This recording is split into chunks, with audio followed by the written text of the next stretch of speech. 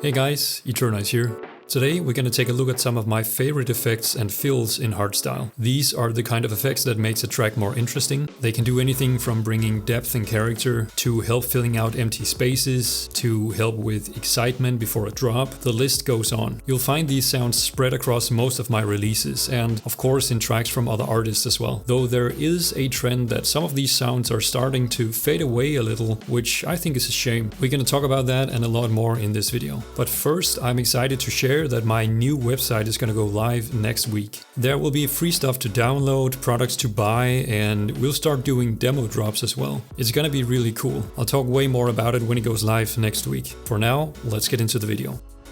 One of the effects I love to incorporate in my screeches is a tremolo effect, or a quick volume or filter automation. What it does is that it makes the volume go up and down really quickly depending on the settings. This results in a kind of stutter effect, and I think in many scenarios it can help make a very stale element sound way more interesting. Let's take a listen to this example.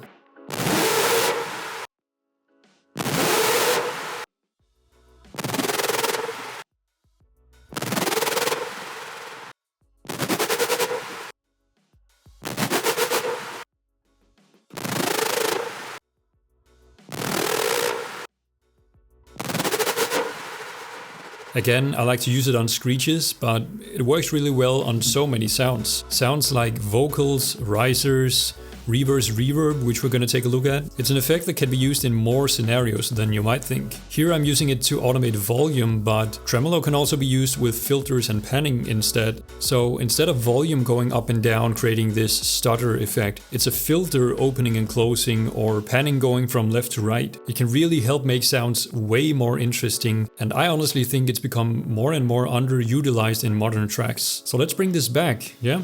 Let's make tracks more interesting again. Next up, let's look at reverse reverb. This is an effect that is very commonly used in Hardstyle. It's this swell effect leading up to something. It kind of sucks you in and creates anticipation of what's to come. It's very often used for leads, but also for kicks and vocals. Here I've used it leading up to the very first introduction of the lead, but also during the lead part where there's a large gap between lead notes.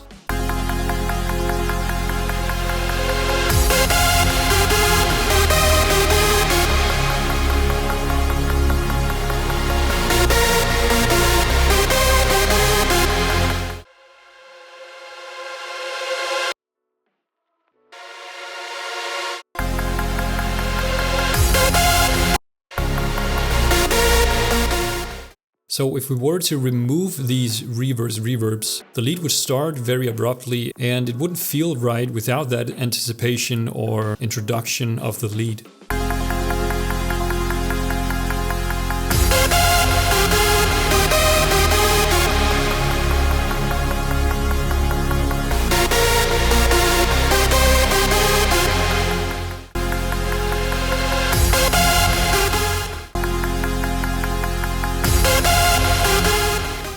So again, reverse reverb is a great effect to incorporate leading up to important elements. It creates excitement, it creates anticipation, and it's an easy way to introduce new elements to avoid that feeling of something coming in out of nowhere.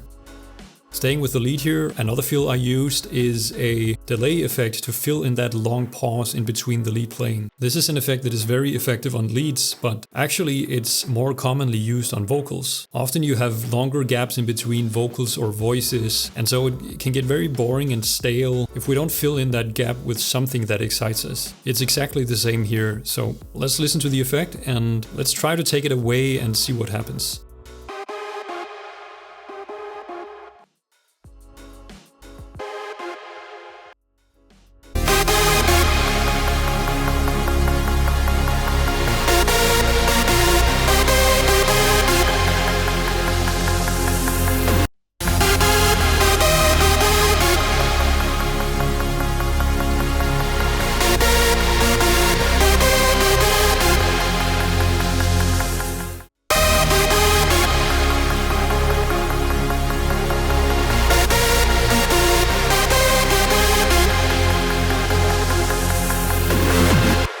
Yep, so without it, something is really missing, right? Even though we have other sounds going on, it's too long of a gap of silence in between those lead notes. So using delay as a fill in leads and vocals is something I use very often. It's simple, it's effective, and it sounds great.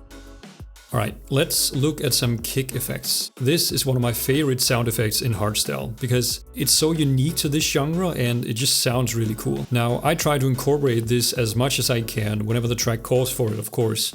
But this is the effect I spoke about in the beginning when I said that it seems that this effect is slowly fading away or is getting less trendy in hardstyle these days. I don't know what it is, but you don't see this effect too often in popular tracks anymore. And I think that's a shame because to me this is ear candy. And also it's a big part of what makes hardstyle so unique. You know, these sounds that only exist within this genre. Anyway, it's one of my favorite effects and you can make it about the same way as you would make the tail of a classic hardstyle kick. That is, boost frequencies around the mids and follow it with distortion. Then you can take it further by automating the EQ boost going into the distortion. This is how you get those crunchy and moving kick effects. Let's listen to some examples.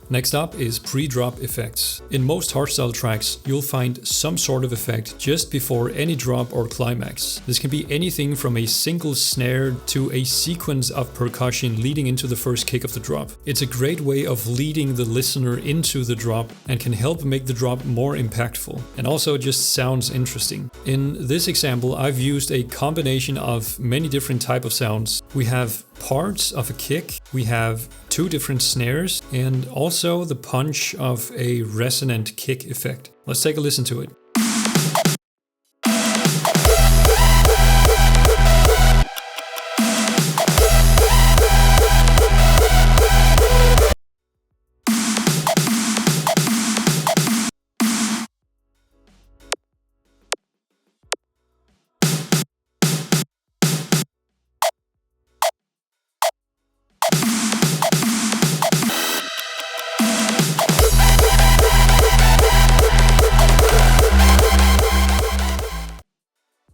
The last thing I want to show you is an offbeat rhythmic effect during the climax. So it's this percussive effect that is hitting offbeat and creating this rhythm to complement the track. It's made out of the kick punch from the same section and it's introduced in the second half of the climax. And the reason it's in the second half is that usually you'd want some form of progression through the track, and placing this in the second half is a way of injecting variation and progression in the climax. Let's take a listen to it with and without the effect.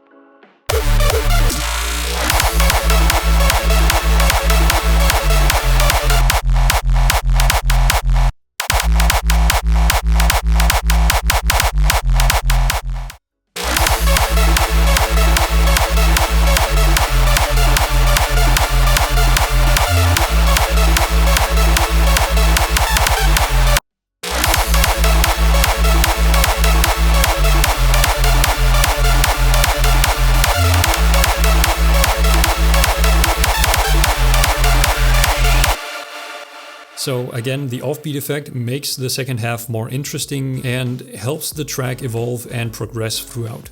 Alright guys, that's all for this video. Thank you for watching. Don't forget to like, comment and subscribe, and I'll see you in the next video. Bye.